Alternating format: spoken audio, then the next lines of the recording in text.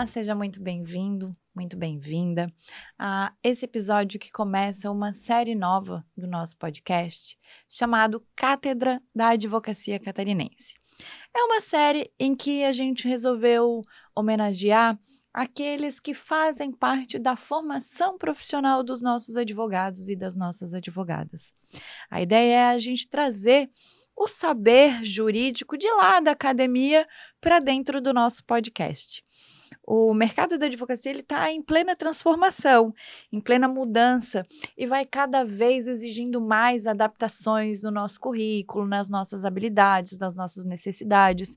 Esses dias mesmos eu estava num evento e ouvi falar do direito da influência e para mim foi uma terminologia muito nova porque não fazia ainda parte da minha rotina e a gente precisa o tempo todo estar se atualizando.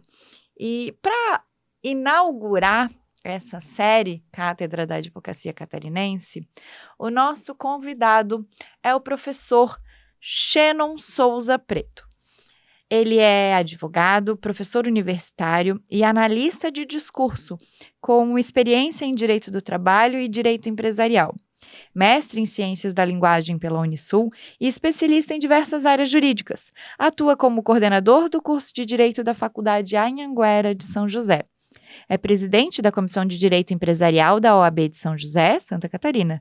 Sua trajetória é marcada pela advocacia, docência, pesquisa e participação em projetos de extensão acadêmica. Hoje, então, queremos olhar para a sala de aula e enxergar não apenas o aluno, mas o futuro advogado que precisa estar pronto para um mercado competitivo e em constante mudança. Dr. Shannon, seja muito bem-vindo ao nosso podcast. Olá, bom dia, muito obrigado pelo convite. Eu queria te agradecer, doutora Bárbara, por possibilitar estar aqui hoje falando sobre um assunto que muito me acompanha, né, desde a advocacia, então agora em sala de aula, vendo a formação dos alunos e sempre se preocupando para que eles possam estar dentro do novo mundo jurídico, né? Na nossa época, eu acredito, nós falávamos apenas de peticionamento, de roteiros dentro do fórum, e agora a gente fala da tecnologia envolvida ao direito. Então, como a gente estava conversando antes ali, direito digital hoje é muito visível, então a gente passa a ter aí uma evolução do direito e a gente precisa aplicar isso nas novas formações, porque hoje não é somente aprender a lei, mas nós temos outras competências que devem ser desenvolvidas no âmbito acadêmico. Perfeito. Só contextualizando um pouquinho, o Dr. Shannon, eu tenho muito carinho, um carinho pessoal por ele, pois fomos sócios por muitos anos, né? E depois de um determinado tempo, a gente acabou mudando nossas trajetórias por questões de objetivos profissionais, mas tenho muito respeito por toda a trajetória e pelo profissional que ele é. E é engraçado que a nossa trajetória acadêmica, ela foi quase que uma substituição, digamos assim, né, porque lá no começo da nossa sociedade, eu comecei dando aula e o Dr. Shannon me cobria lá nas tarefas do escritório. E mais para o final, eu me afastei das salas de aula e aí foi onde o professor Dr. Shannon acabou assumindo. Conta pra gente, Shannon, como que foi essa tua iniciação no mundo acadêmico, como foi essa experiência e como isso te levou hoje e logo depois, né, ao cargo de coordenador de curso. Uhum. Só quebrando um pouco o protocolo, eu acho muito estranho chamar a doutora Bárbara, né, sempre conhecendo e chamando de sócia, né, como Sim, carinhosamente a gente se apelidou. E essa mudança, né, da advocacia, na verdade não que eu deixei de ser advogado, mas claro. acabei tendo aí um foco maior à docência. Eu já tinha essa paixão desde a época da graduação. Quando se perguntava, em sala de aula: "Ah, o que você pretende ser quando se formar no direito?", eu já falava: "Eu quero a advocacia, mas eu quero ser professor de direito". Então eu sempre me apaixonei por lecionar, por estar em sala de aula. Então a comunicação, a forma de conversar com as pessoas, de ter essa atenção, acho que sempre foi algo que me levou a estar em sala de aula. Então essa mudança é muito diferente, porque na advocacia a gente costuma lidar com conflitos para se resolver, e na docência a gente precisa ensinar. A ensinar e a resolver esses tipos de conflitos. É, porque Então tem uns conflitinhos ali também, tem, né, a tem gente não isso. pode Tem negar. tem tem os conflitos acadêmicos ali, Sim, mas isso tudo, né, eu sempre falo com os acadêmicos de que faz parte do direito a gente reivindicar o que a gente entende que está incorreto para resolver, né. Então é comum dentro da esfera da sala de aula do direito ter as eventuais reclamações, mas eu sempre falo para eles: "A gente tem que aprender também a resolver". E claro. sempre da forma de uma comunicação que venha um viés de educação, né, educado, porque a gente não pode ser intransigente, a gente não pode ser grosseiro. E às vezes há um problema dentro, acho que isso é de nível superior de todos os aspectos, não específico do direito, de achar que por estar dentro de uma academia, fazendo um ensino superior, você pode ser melhor que alguém, né, ou você é melhor que alguém, e não, né. Então a gente tem que aprender que nós somos iguais e a gente tem que se tratar com respeito, né, então com a cordialidade. Ainda mais que cada vez mais a gente vê diariamente uma conduta um pouco mais beligerante por parte de todo mundo, de não saber conversar e já ter a briga, a encrenca, então isso é algo muito trabalhado em sala de aula também. Eu acho que isso acaba interferindo muito no nosso processo de ensino, porque da mesma forma que o direito vai evoluindo, como o direito da influência, o direito digital, que passa a ser uma rotina, e precisa ser incorporada na nossa grade curricular, a questão de desenvolver habilidades emocionais, aí a gente entra para a parte de hard skills e Uhum. soft skills, né. Antigamente, a nossa formação era muito voltada para as hard skills. A capacidade técnica, de peticionamento, de litigância, mas hoje o profissional ele precisa estar muito mais preparado com as soft skills, Uhum. por conta dessa necessidade que o mercado demonstra, essa dificuldade de diálogo, de julgamento o tempo todo, e isso vai interferir lá no nosso processo acadêmico Sim. também. Dentro de sala de aula, a gente precisa estar preparando o aluno para ter um senso crítico, né. É muito comum, em sala de aula, a gente pegar alunos que eles estão apenas copiando, digamos assim. Eles decoram o direito, mas não entendem a razão ou a aplicabilidade da existência daquela norma.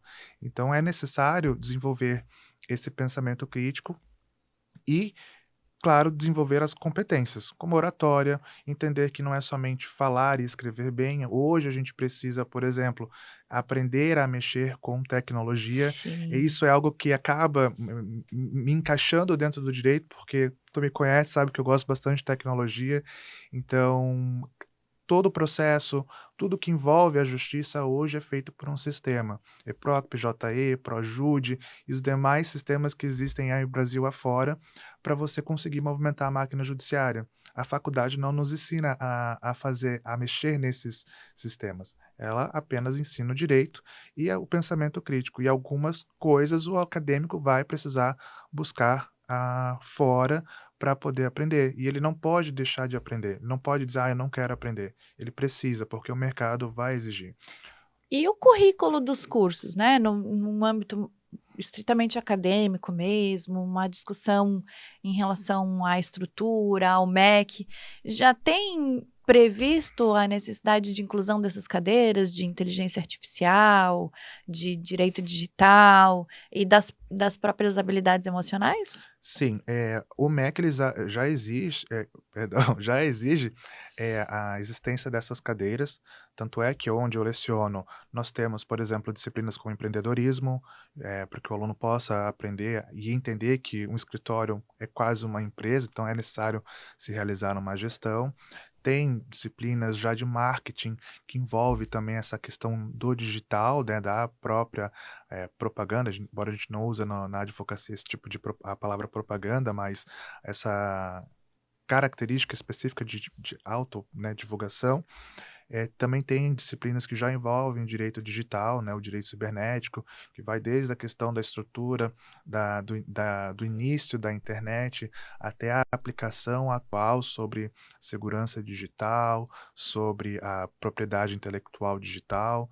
Então nós temos, essa evolução nos currículos, que é uma exigência do MEC, para que se dê o conhecimento ao acadêmico acerca dessas novas leis, essa evolução tecnológica que está vindo para nós.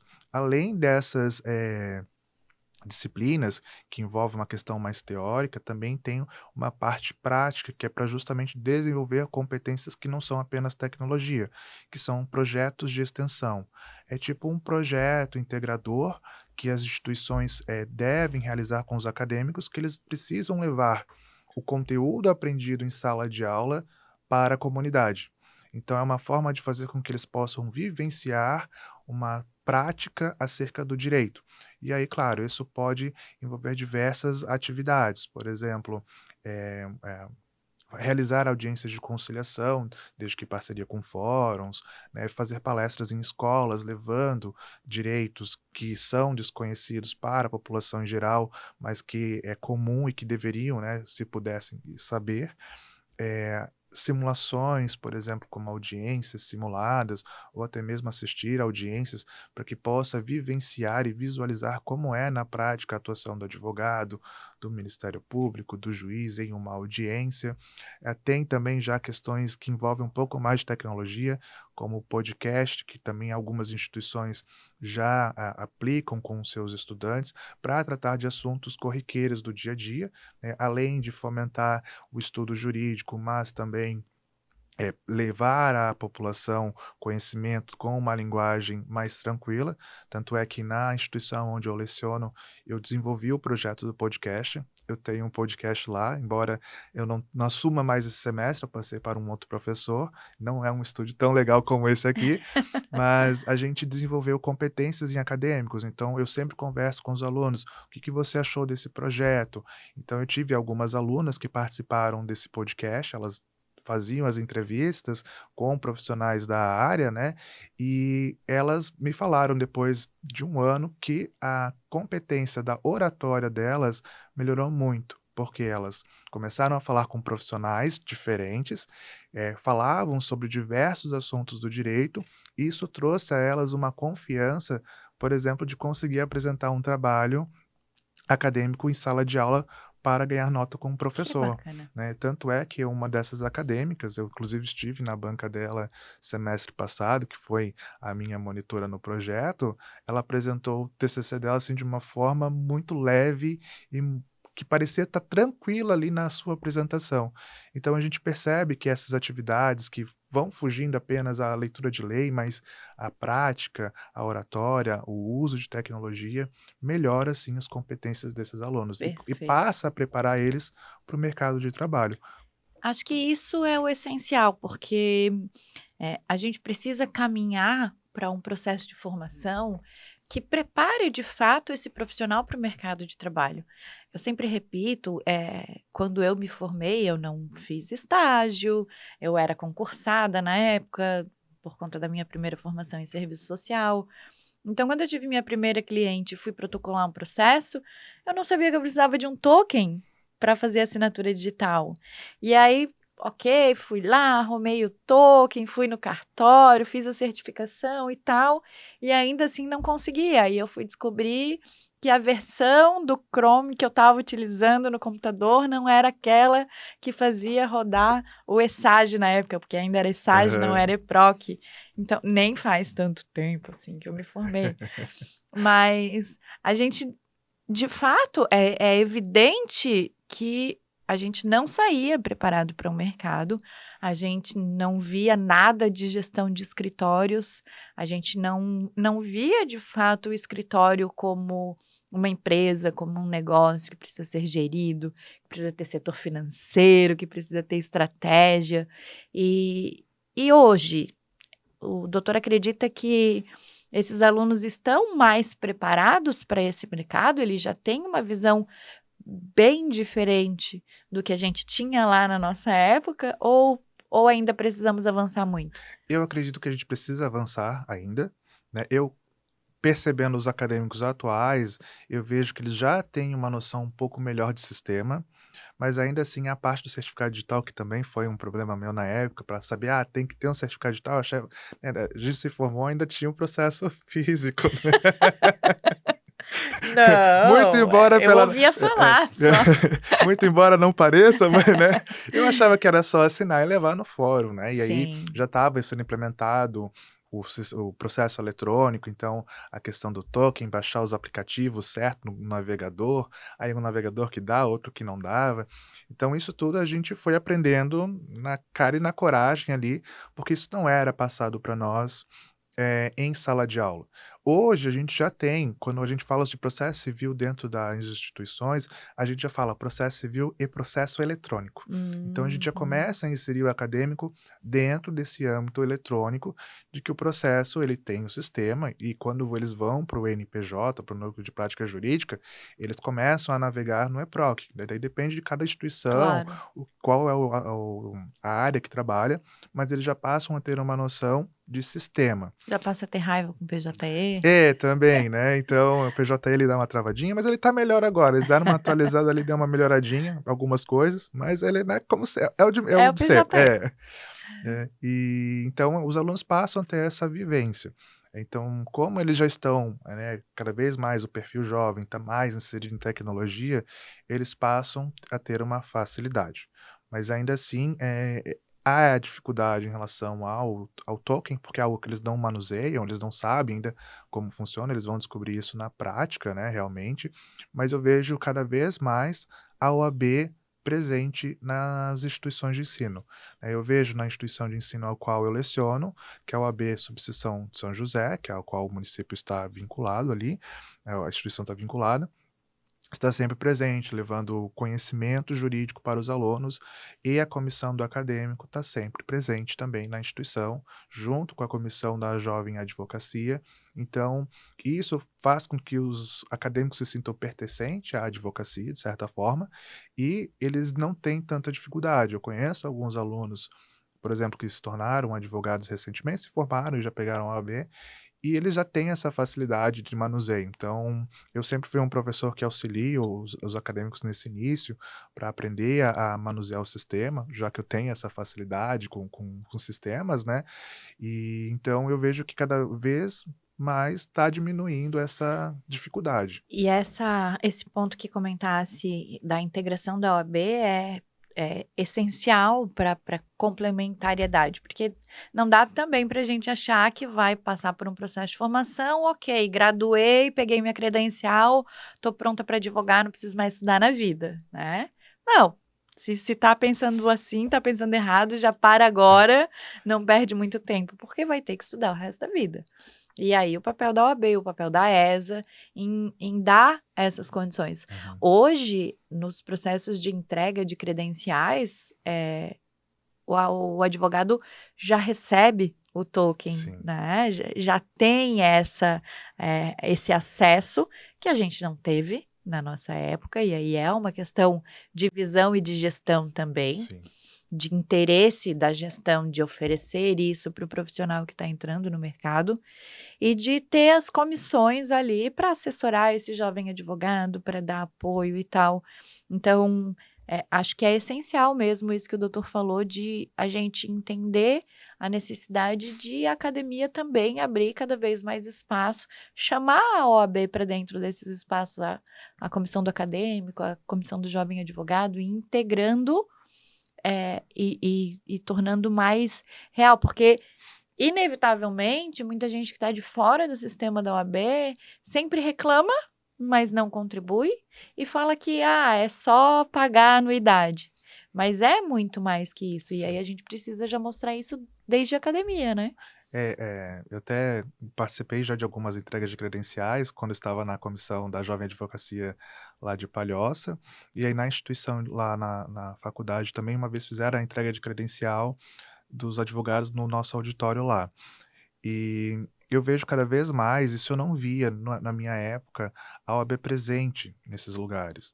Então o próprio incentivo de entregar um token na entrega da credencial para o jovem advogado, já dá a ele a informação de que existe um certificado digital para ser utilizado. Nem que seja. Tá, mas É, pra que eu vou usar isso mesmo? parece um pendrive, né? Alguns são certificados digitais Agora hoje, já tá né? até na nuvem. Na nuvem. Mas pelo menos vai assim, tem alguma coisa, eu vou procurar para que serve isso aqui, né? Aham. A gente, na época, teve que descobrir que tinha que ter um negócio para poder protocolar. Sim. Então, eu acho muito importante essa forma, essa visão da OAB de demonstrar essa preocupação com o jovem advogado, né, a jovem advogada, de dar a ele esse auxílio, esse suporte nesse primeiro momento. E claro, eu sempre falo para os alunos, né, que estudar nunca mais vai parar. Eu mesmo eu falo para os meus alunos, eu vou dar um descanso pelo menos de um ano, né, tomar um ano sabático aí para descansar, só para trabalhar e não ter que estudar. Terminei meu mestrado recentemente, já estou matriculado numa especialização em direito previdenciário. Então, assim, eu não consigo parar. Eu posso estudar não somente esse direito, eu posso fazer algo de outra área, mas não Uhum. tem como. A gente se acostuma a estar sempre estudando, porque querendo ou não, o mercado ele exige que você esteja sempre atualizado. Ou a gente tá progredindo ou a gente tá regredindo, não É, tem como estar estacionado, não exatamente. existe essa. Porque se a gente estacionou, o mercado te engoliu, passou por Sim. cima, então não tem muito o que fazer. Mas assim, a gente falou do papel das faculdades e a gente falou da OAB. O que que os espaços dos escritórios, nos estágios supervisionados ou o próprio NPJ pode fazer para potencializar a formação desse acadêmico e preparar ele melhor para o mercado de trabalho? Certo. Entendo que os escritórios e o próprio núcleo de prática jurídica precisa, ensinar questões cruciais aos alunos. Ética. Sem ética, nós não conseguimos, evoluir e nem sequer desenvolver outras competências que são necessárias para o mercado de trabalho.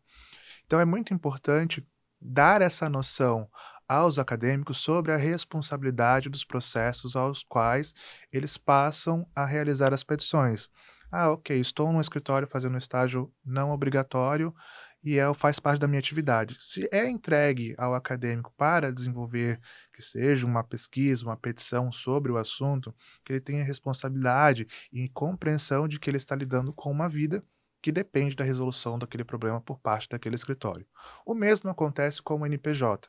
Muitas pessoas que são atendidas pelo núcleo de prática jurídica, a grande maioria, são pessoas que necessitam, que não têm condições de arcar com custos de processo, de contratar um advogado particular, e ali dependem. São pessoas que muitas vezes saem das suas casas uma hora antes para caminhar até a instituição para ter o atendimento, então eles merecem ter esse atendimento qualificado e essa atenção por parte dos acadêmicos, inclusive sobre a responsabilidade de lidar com aquele problema. Porque no NPJ, acredito que no estágio não obrigatório, eles não chegam a realizar o atendimento.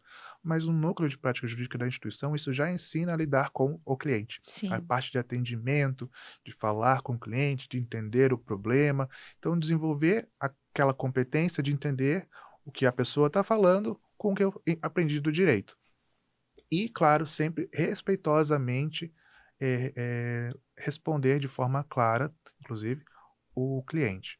E aí depois desse atendimento desenvolver a própria petição, a necessidade de comunicação com o cliente para informar: "Preciso do documento que faltou, a sua audiência foi marcada para tal data, a perícia é tal data, o estudo social", enfim, tem aí essas competências que têm que ser desenvolvidas e respeitadas e entender que aquela vida depende do núcleo e que naquele momento aquele acadêmico, ele é o responsável, ele é a pessoa que aquele cliente vê como, vamos imaginar assim, o salvador da pátria para aquela Sim. pessoa, né, então, é aquela pessoa que vai resolver o problema. E é claro, dentro da estrutura de escritório, além da parte de comunicação, de peticionamento, também permitir visualizar formas de alternativas à resolução do conflito, né, então, como a conciliação, a mediação, porque no NPJ, a grande maioria dos problemas envolvem a área da família. A área da família tem muita mediação, que às vezes, com uma boa conversa, explicando, sendo claro, as pessoas conseguem chegar no consenso e resolver o seu conflito, sem precisar levar muitas vezes a um processo judicial moroso, né, que causa o desgaste. Eu sempre falo, processo judicial Se você leva para o conflito, é desgaste para todo mundo, né? Porque você vai ter que ter a responsabilidade de comparecer em audiências, vai ter a responsabilidade de trazer documentação, e quando se consegue resolver muitas vezes num acordo ou numa mediação, você o máximo que vai ter é uma necessidade de protocolo em juízo para homologação de um acordo, mas você resolve o problema ali, né? Então, a responsabilidade desses estágios é justamente permitir que o acadêmico vivencie, mas o acadêmico precisa querer, né? Então, e esse acadêmico que quer realmente é o que vai fazer a diferença lá no mercado de trabalho na frente, porque ele vai estar diante de diversos conflitos ao qual ele precisa aprender a resolver. Ótimo. E agora explorando um pouco esse lado de analista de discursos, que eu recém descobri, Descobriu? né? Mais uma formação, mais uma especialização, né? Mestre agora. É, uma das dificuldades que eu vejo nos processos, na prática, é a escrita. São Uhum, os discursos uhum. utilizados nos peticionamentos. E eu brinco, eu falo que às vezes a gente vence um processo não é nem porque a gente é bom, é porque o outro é muito ruim, né? Porque a gente pega algumas petições para ler e a gente sequer entende o que a pessoa está querendo dizer, o que o profissional está querendo dizer. E aí eu sempre falo para as minhas alunas, a sua escrita ela tem que ser muito clara, o juiz imagina o volume de processos que ele tem para ler, o assessor, né? Uhum. O volume de processos que tem para ler, ele vai ler uma vez, se ele entendeu, entendeu, se ele não entendeu, azar o teu. Ele não vai ficar relendo o parágrafo para interpretar o que foi que você quis dizer com aquilo. É uma realidade que eu tô sendo muito azarada ou sortuda, dependendo da perspectiva, e encontrando nos processos, ou de fato a gente tem cada vez mais dificuldade de ver as pessoas escrevendo, desenvolvendo um raciocínio, porque a IA vem para ajudar, mas vem para emburrecer também, muitas vezes, porque aí as pessoas acham que a IA vai te substituir, na verdade não, ela vai te auxiliar. Sim. Só que estão utilizando como substituição. Uma coisa que eu noto muito, isso é até interessante, a parte da escrita, eu sei, né, falando da IA, só um breve comentário, a gente sempre fala que um sistema, uma máquina, ela é burra. Ela depende de quem vai manusear ela, Claro. porque se ela estiver mal programada, ela vai continuar falando tudo errado. Então, as IAs, essas inteligências artificiais, ChatGPT, que é o mais em alta atualmente, ele auxilia. Diminui o poder criativo, né, de uma pessoa se fazer o uso massivo dessa ferramenta, sim, porque a gente passa a depender da inteligência artificial para fazer tudo. A IA, ela é somente para auxiliar do desenvolvimento de uma petição, por exemplo. A gente não pode usar ela para fazer tudo, né? Porque a IA inventa jurisprudência, a IA inventa eh, artigos de lei, né, Aham. ela coloca lá, conforme artigo 375 do E CPC, aí se a gente não eh confere, vai ver, não tem nada a não ver com tem aquilo que a gente nada a estava ver, falando. exatamente. Então, ela serve para você muitas vezes. Eu vou dizer, eu uso a IA para quando eu estou muito atarefado e eu preciso fazer uma correção, eu não tenho tempo. Eu peço para ela ajustar o meu português, porque às vezes a gente escreve rápido, tira Uhum. vírgula ali, porque tu quer tá no raciocínio, e eu uso ela para esses tipos de correção, mas não para ela desenvolver tese para mim, não para ela trazer para mim jurisprudência, lei, tudo isso eu que faço. Eu leio depois para ver se ela realmente fez aquilo que eu pedi, de só corrigir o português ou mudar um terminho ou outro para um sinônimo. Uso ela para essas questões ou para leitura, às vezes, por exemplo, como eu já usei para sentenças, né? Houve já situações de sentença que eu não concordava, assim, tipo, da onde o magistrado trouxe esse entendimento, assim, que fugia ao que eu tenho de conhecimento do direito. Uhum. E aí eu pedi para a IA ler para mim aquela sentença e analisar para mim aonde estava o Da onde equívoco, é que ele tirou aquilo? da sentença e o que ele deixou de analisar para poder ter chegado àquela sentença, né. A IA leu e falou que havia um equívoco em relação à interpretação do dispositivo tal, e aí eu lendo o que a IA me trouxe ali para me auxiliar, eu fiz um recurso, ao qual eu apontei justamente o que ela me indicou, informando: "O juiz deixou de observar a jurisprudência, majoritária da esfera trabalhista", né, e aí fiz o recurso, ordinário, foi para o tribunal e teve lá a reforma da decisão, porque realmente estava equivocado. Então, a IA é para auxiliar. E o que está sendo o problema dessas IAs? É justamente que o acadêmico está passando a fazer o seu trabalho com a IA.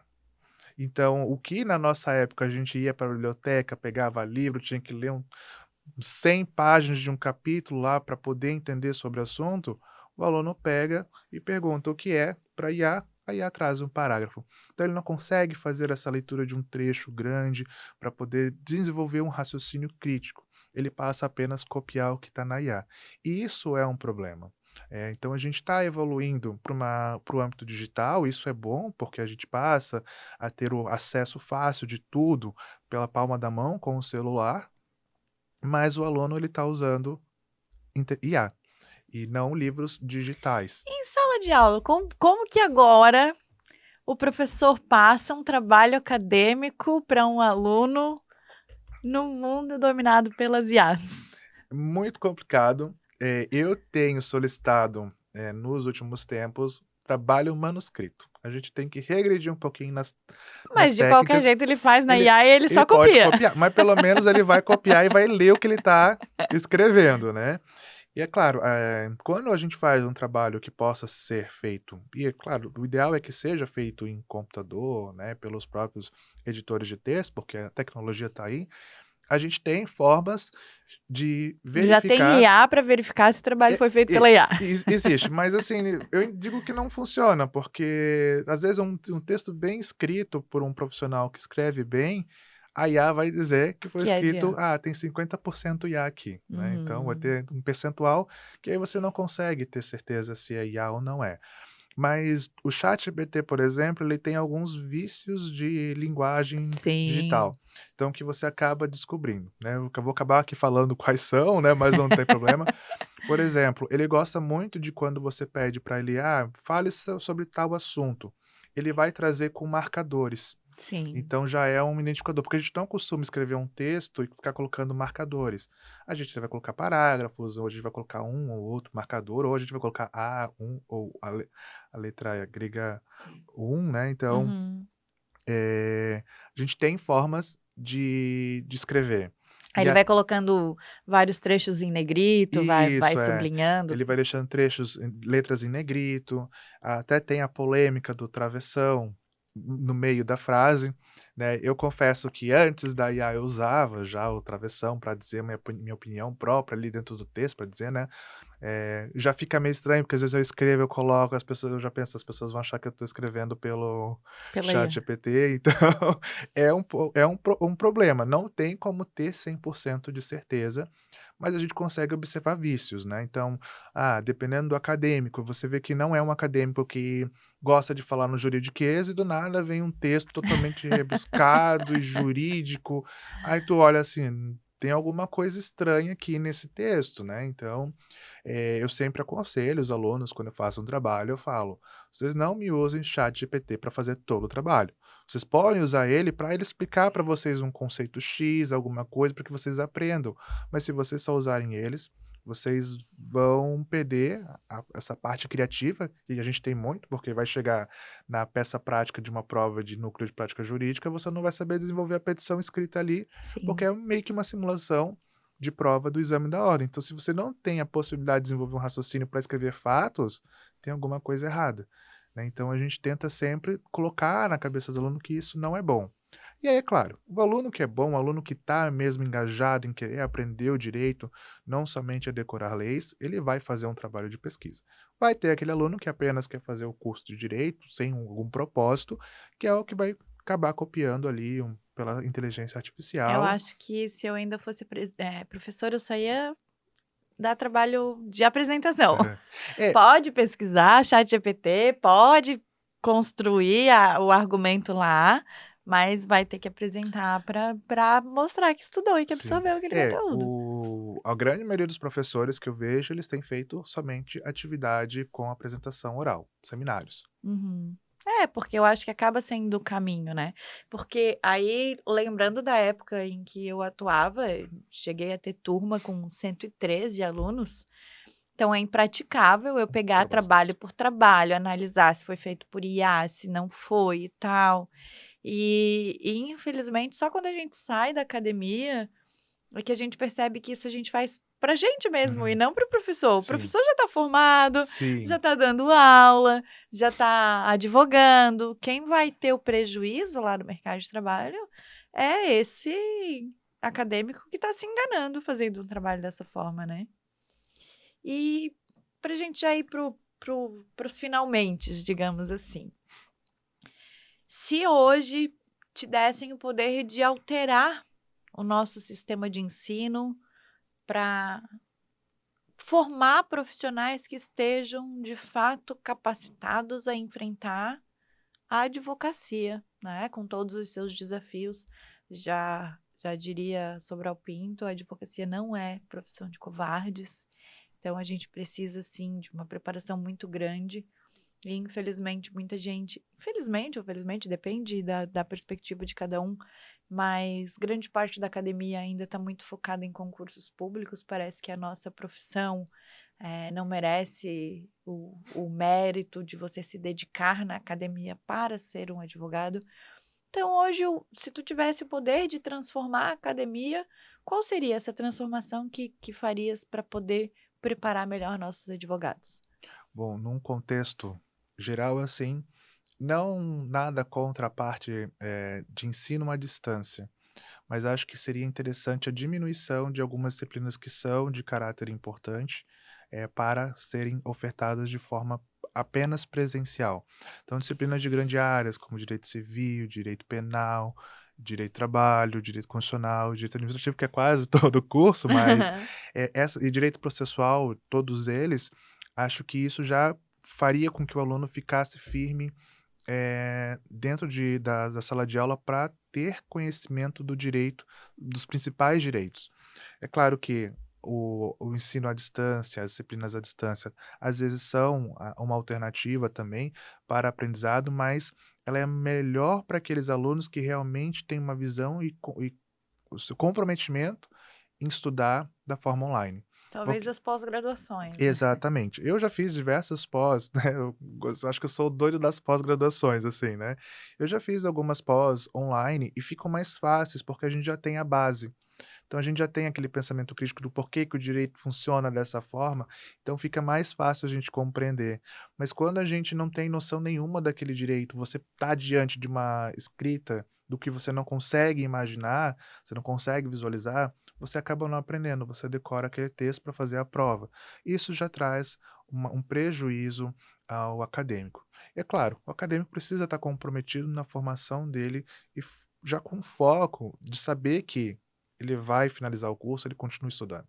O estudo Hoje é desculpa te interromper, hoje o MEC permite que porcentagem do curso, né, que proporção desse curso online? houve agora uma alteração do que a gente chama de marco acho não, a gente chama de marco regulatório do EAD, em que ele diminuiu para apenas 30% do curso é feito com disciplinas, online. Ah, perfeito. Isso é um bom indicador, porque diminui a precarização do ensino jurídico e permite que em sala de aula o aluno possa desenvolver um pensamento crítico. Além, né, dessas questões das disciplinas, acredito que o aluno ele tem que mergulhar realmente, né, acho que tudo que a gente precisa fazer, a gente precisa tentar mergulhar Claro. na medida e na possibilidade que a gente pode alcançar. Alguns vão poder mais, outros menos, mas a gente se dá o máximo do que a gente pode. As instituições, isso eu falo de um modo geral aqui da nossa região da Grande Florianópolis, que eu conheço, já possuem diversos projetos que permitem que o acadêmico ele possa vivenciar, além da teoria, a prática. Então, né, eu já sei que tem podcasts não somente na instituição onde eu leciono, em outras instituições aqui da região, tem prática simulada, inclusive a própria OAB leva práticas simuladas para dentro das instituições, e muitas vezes os alunos eles perdem essa oportunidade. "Ah, eu não posso porque eu trabalho naquele horário". Ok, a gente entende que existe essa impossibilidade, mas às vezes há dentro da possibilidade, por exemplo, o aluno tem aula à noite, mas naquele dia não tem, e tem uma atividade. Ele poderia aproveitar para fazer e para aprender e para desenvolver, mas às vezes ele não vai. E aí acaba depois vendo que lá na frente ele pensa, poxa, eu podia ter dado a importância em relação a aquele conteúdo que eu deixei de ver. Porque era muito comum, assim, eu ver alguns alunos, né, até ficava um pouco chateado, mas eu não posso me meter nas decisões de cada pessoa, que falavam, né: "Ah, eu só quero o diploma, estudar aqui, porque depois eu faço um cursinho e passo no exame da ordem". E eu sempre falava: entendo que o exame da ordem ele é meio que um concurso, que você às vezes precisa decorar determinados dispositivos, mas você vai ver que lá na frente você tem que ter muito mais do que saber decorar a lei. Você precisa saber a aplicabilidade dela, saber como ela funciona. Porque senão você só vai ser um replicador de artigo e você não vai saber eh, aplicar aquilo na prática. Porque é muito bonito a gente falar, por exemplo, vou pegar aqui o direito do trabalho que é mais fácil para mim. É considerado empregado aquele que é pessoa física, que trabalha mediante, subordinação, habitualidade, recebendo salário e sendo pessoal aquela relação, vira a relação de emprego. E aí na prática a gente pega, por exemplo, um trabalhador que trabalha para um aplicativo, que a subordinação não está muito clara ali, mas que é habitual, recebe o salário, e aí, a gente aplica a relação de emprego ou a gente aplica a prestação de serviço ou trabalhador autônomo? E aí você precisa ter esse conhecimento para juntar as teses, as teorias, para que você possa identificar qual é o melhor direito que se aplica àquele cliente ou aquela pessoa que você estará atendendo. E aí esse é o problema, quando o aluno ele pensa que é só decorar e fazer o exame da ordem e passar, pode ser que ele passe nas provas, mas no mercado ele não vai conseguir atuar porque ele não aproveitou o momento. E aí depois que você se forma em direito, você não vai ter de volta aquilo que você já deixou passar. Você vai ter que correr atrás, é claro, essa pessoa pode, se desenvolver e fazer cursos, mas ela vai ter que fazer diversos cursos, porque ela deixou várias matérias de lado que eram importantes, né. Então a gente às vezes fala: direito constitucional é uma matéria extremamente difícil. Na minha época da graduação eu achava difícil, eu fui começar a compreender o direito constitucional quando eu estava mais ao final da graduação, que os demais direitos começaram a fazer sentido em algumas Vai tudo se características. ligando daí, E né? claro, aquelas pessoas que já tinham formação em ciência política, que tinham uma noção melhor de sociedade, viam o direito constitucional como, já conseguiam visualizar ele, Sim, mas quem via que nem eu vim do ensino médio para o direito, a gente não tinha essa visão de mundo, então eu precisava me esforçar muito mais para poder entender e qualificar ali as informações para poder compreender. E aí, o que eu digo é, infelizmente, os alunos às vezes não percebem a importância e acabam: "Ah, eu só vou fazer aqui, decorar para passar", e não dão essa importância. Isso é triste, porque são futuros pessoas que às vezes, né, eu digo que o direito ele revolucionou a minha vida, né, então eu fui o primeiro advogado da minha família, então eu vejo a importância que a minha formação, a minha qualificação me permitiu chegar onde eu estou hoje, né, mesmo que na figura de um coordenador de curso, mas eu tento passar para os alunos aquilo que eu sei que mudou a minha vida e que para melhor. E eu queria o melhor para eles também. Quero, na verdade, o melhor para sim, eles, né. Então eu sempre falo, eh, gente, eh, deem o máximo de vocês. O máximo de um não é igual ao do outro, mas claro. dê o máximo que você pode, aprende, porque o direito abre um leque de oportunidades para vocês. Eu sei que é clichê, leque de oportunidades, mas assim, a gente fala que tem diversas faculdades e realmente tem muita gente se formando em direito, tem, mas a gente tem muitas áreas dentro do direito, Sim, né, direito do trabalho, direito empresarial, civil, contratos, direito das famílias, direito sucessório, a gente agora tem as novas áreas de compliance, direito digital, propriedade intelectual, direito penal, aí tem pessoas do penal que atuam só com ação penal pública condicionada, outros incondicionado, um só a tribunal do júri. Então tem área para todo mundo. Não dá para dizer assim: "Ah, temos, a gente já chegou a patamar de 1 milhão de advogados no Brasil", se não me engano, e aí tem um estudo que diz que tem um advogado para cada 200 pessoas, mas tem pessoa que tem 30 problemas e vai precisar de advogado diferente, então não tem essa limitação de mercado, sabe? A verdade. gente precisa construir o nosso espaço e a gente vai se especializando conforme o mercado ele necessita. E a gente tem essas possibilidades. A gente só precisa, como eu falei, se dedicar para ser o diferencial. Perfeito. E agora, só mudando o foco do olhar para a gente encerrar, tirando o olhar do acadêmico e olhando para os nossos professores. que a gente sabe que docência é missão, é propósito, é amor, porque se for dinheiro, ninguém dá aula, né? Infelizmente, apesar de toda a potência que existe nos professores, que são os formadores dos profissionais do nosso mercado, não existe uma valorização desse profissional, né? Então, é missão. Qual que é o recado que o Dr. Shannon deixa para os professores das subseções que hoje nos ouvem sobre essa missão na formação de novos advogados? Eu digo assim que ser professor tem que ter dom, né? É um dom, na verdade. Porque você tem que muitas vezes você se apaixona pela atividade de professor, muitas vezes mal reconhecida financeiramente, mas assim, é gratificante você ver a evolução daquelas pessoas que você vem acompanhando. Eu digo sempre assim, eu vejo um aluno que passa no exame da ordem, e fala para mim: "Professor, passei", principalmente quando eles falam: "Passei em direito do trabalho", que é a minha área, né, que eu Sim, fico ainda mais orgulhoso. E eu falo, né: Parabéns, sucesso na carreira, seja bem-vindo, colega". Então, tipo, acho que não tem mais, nada mais gratificante do que você poder falar para aquela pessoa que você viu que tinha um sonho, porque a gente lida com o sonho de pessoas, dizer que conseguiu alcançar o que ela desejava. E aí quando ela fala com você, que você fica emocionado e você para para pensar, eu sempre lembro da minha época, quando eu passei também, e a felicidade que é aquele sentimento de que agora as coisas parece que vão andar e vão se transformar. Então a gente lida com vida e sonho das pessoas. Às vezes elas depositam no professor o o sonho delas para desenvolver. Então aos professores da né, nos professores advogados que estão dentro das subseções, eu digo assim: quem tem vontade de ser professor e entende que possui esse dom, seja, mas já deixo claro, é um caminho sem volta.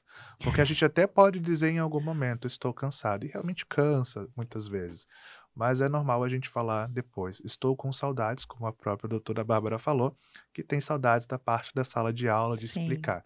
Os ônus lá de provas e trabalhos, realmente essa não é a parte tão legal, porque a gente lida, às vezes, com frustrações de acadêmicos, sim. né. Mas assim, é um caminho sem volta, porque você estar ali sendo uma referência, ensinando, vendo pessoas que você vai vendo evoluir, eu falo, né, eu tenho minha acadêmica que eu dei o exemplo do podcast, é notório, assim, eu falar com ela e dizer assim: "Ó, nossa, a sua evolução é muito grande durante o curso. Você era uma menina tímida, tinha um pouco de vergonha de falar, eu convidei para o projeto de podcast, ela vestiu a camiseta do podcast, convidava pessoas para entrevistar, fazia as entrevistas, a gente tinha sempre um script ali com algumas perguntas e tal, porque como é acadêmico pode dar aquela travada, né. Então, e havia toda a conversa com o profissional e ela apresentou o TCC, assim, de uma forma incrível.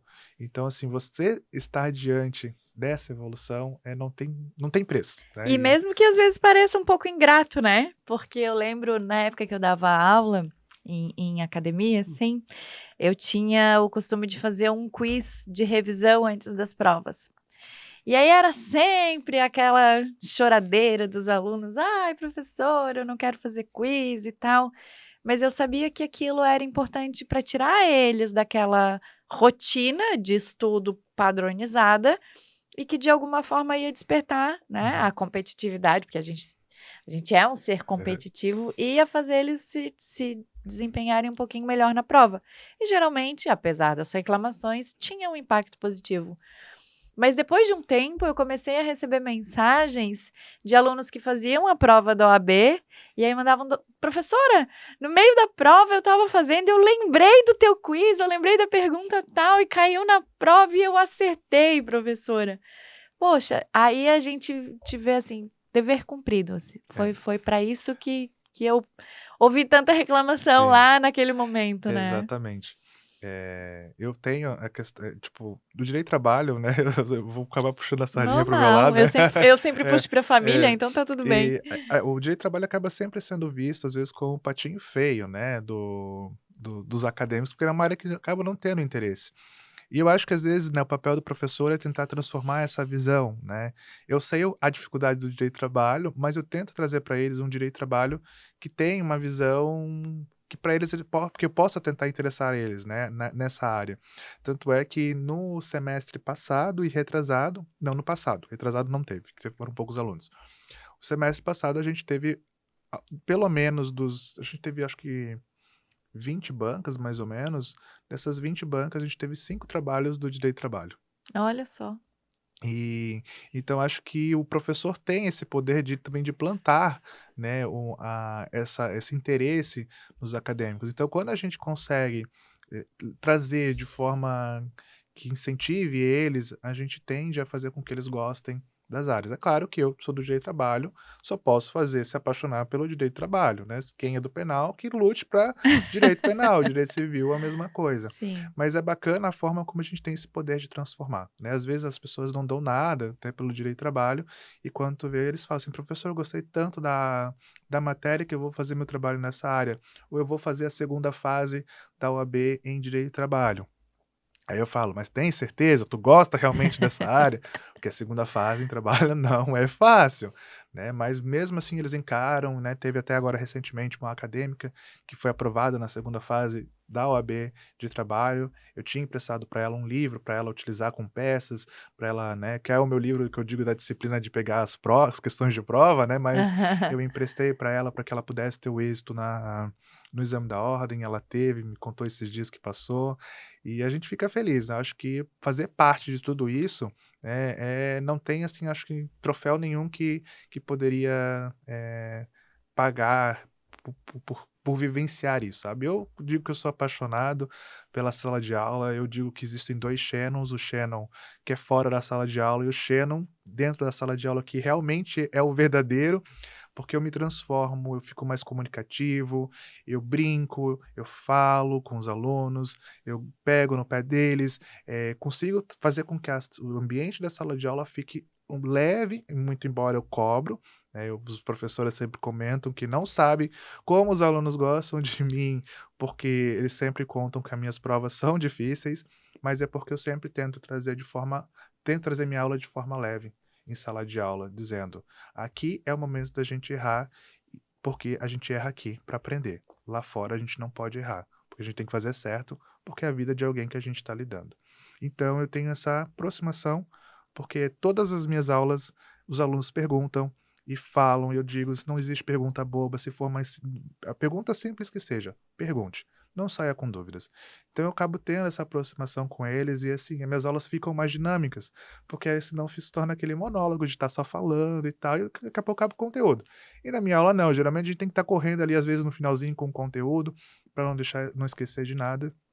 Então eu faço essa parte do cotidiano deles, e eu digo assim, eu sou apaixonado por estar ali, sabe. Eu acho que se tem algo que eu sou muito grato à doutora Bárbara, né, que foi, me permitir essa possibilidade de conseguir estar dentro de uma instituição de ensino para ensinar o direito, porque eu me encontrei, além da advocacia, que eu gosto muito, mas eu me encontrei muito como professor dando aula. Ai, que gostoso ouvir isso.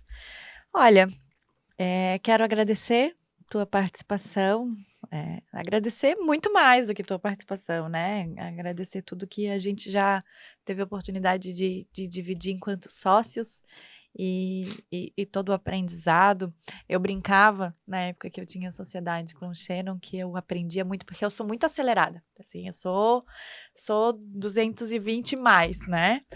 E eu brincava que se tomasse calmante andava para trás, de tão tranquilo que ele é, assim, essa pessoa calma que vocês viram, não é uma figura para o podcast, ele é essa pessoa, assim, vida boa, assim, aquele que parece que tá milionário já, que não se preocupa com nada, Sheldon Souza Preto é essa É. pessoa. Eu até levo comigo a brincadeira de que tu me falou uma vez de que se eu tomasse calmante andava pra trás, eu levo até hoje, porque querendo ou não eu sou assim, né, sou mais tranquilo, né, good vibes, assim, mas, eu acho que essa forma de ser um pouco mais tranquilo é o que permite eu ser um pouco mais, claro com as pessoas que precisam seja Com de mim como certeza. professor, como advogado, acabo tendo essa aproximação com quem precisa, E que né. te torna uma pessoa muito mais acessível também, né, de quem vê de fora, de ter, a percepção de que pode chegar, de que você se mostra dessa forma. Então,